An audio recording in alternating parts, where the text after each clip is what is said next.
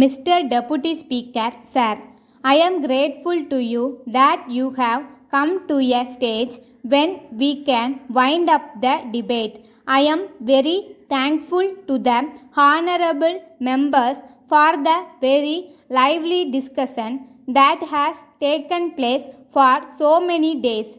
If I am right, I think this is the first time that the foreign affairs debate has aroused so much attention.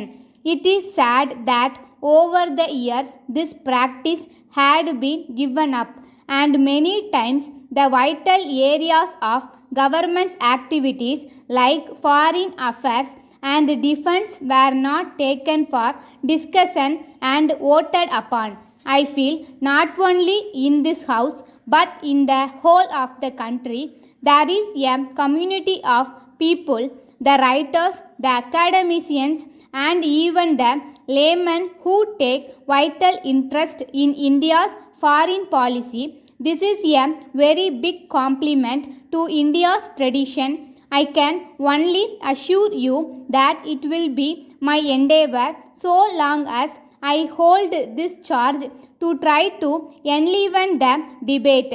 I will be very keen always not only to discuss here in the house but also with those who are experts outside to benefit from their views, outlooks, and studies. In India, we have a heritage of foreign policy that represents the best of our culture. It also represents the views and the effort of the master builders who built independent India.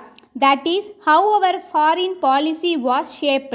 We did make many mistakes, yet those who were shaping the policies had both the candor and the courage to stand up in the house and to accept the mistake they made. I think if you ever discover that this government, as any other government, makes mistakes, it should also be viewed in the context of the tradition itself.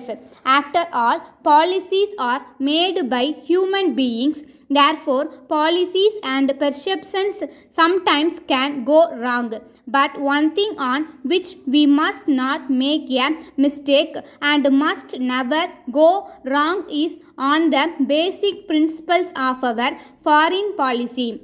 As I sat here for 3 to 4 days discussing with the honorable members, hearing their views on various aspects of foreign policy, I felt more humble. I heard them with humility because most of them are more learned than me. They know better than me. Therefore, I heard them with respect. I promise again that it would be my attitude all the time that I hold charge of this portfolio. In the debate, when I heard my friends, I found one thing missing. That was the perception of change that has taken place all over the world. If we do not understand that, no country, particularly India, can ever make a well thought out foreign policy.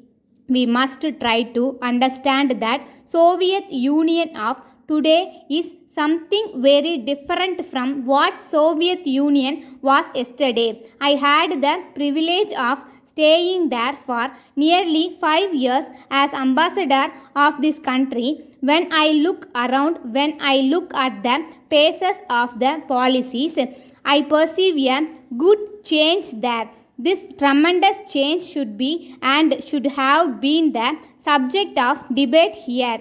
There may not be a consensus on that. When land members are sitting here, I was hoping that we would try to spell out and try to share with each other as to how we understand the change. That would be more helpful. So, it will be our endeavor, as I said just now, to pursue a policy that is both sensible and sensitive and also serves the national interest. Thank you very much. Letter from Thiru Balasubramanian, Secretary, Residents Welfare Association, Pallavaram, to the Managing Director, Metro Water Board, Chennai.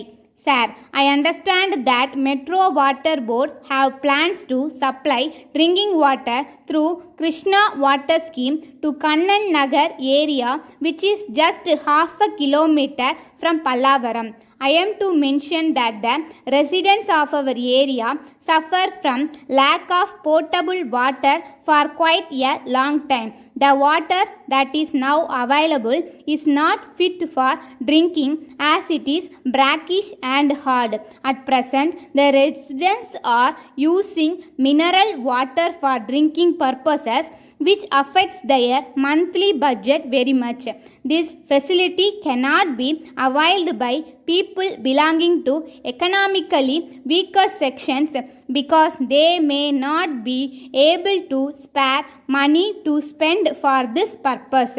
Hence, I would like to request you kindly to extend the Krishna Water Scheme to our area also when it is made available to our neighboring colonies. There are about 20,000 residents in this segment who lack drinking water facility.